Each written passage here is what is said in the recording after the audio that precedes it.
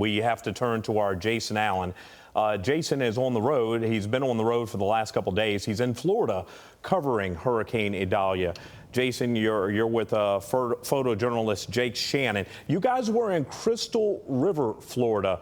You decided to make your way on the move. Where are you guys right now? What are you seeing where you are?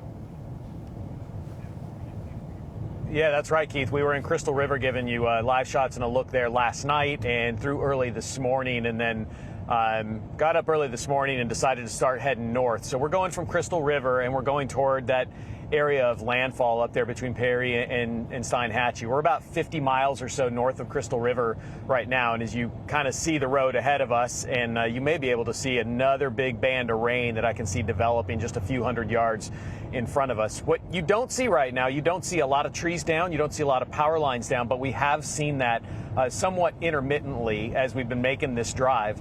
That's a good sign just because of the amount of trees that are in this area. That's one of the biggest problems and the things they were concerned about with the winds from this storm was knocking down all of these trees that have not been tested, have not seen winds like this in such a long time.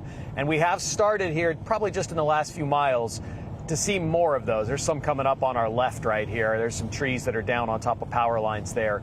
Good news is the roads, at least to this point, are fairly open, which of course is going to help with getting some of those resources into these communities that we know were hard hit. We know that from being in enough of these storms that the closer we get, even just a few miles can make a massive difference in terms of the damage you see. Things can be clear, and then you can go another mile or two and just find really devastation in some of these communities.